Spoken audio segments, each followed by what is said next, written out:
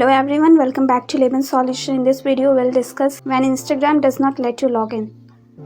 So the simplest method that can help you in this is uninstalling Instagram app. This is not the method, this is basically the trick which solves most of the problem. If you find any problem in Instagram, then try deleting Instagram or try login out of your Instagram. Uninstall Instagram app and wait for 5 minutes. After that, you should reinstall the app and try login once again. If the problem still persists that you cannot log into Instagram, then head to Google Chrome.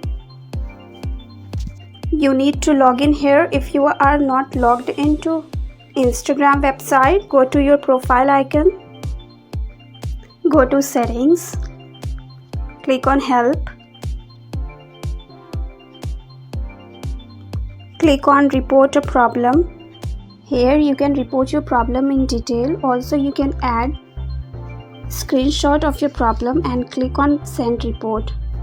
After this, if there's problem from Instagram side, then it will reach out to you within 48 hours. So till then you have to wait. These were the methods with the help of which you can fix the error. I hope you liked it. Thank you very much.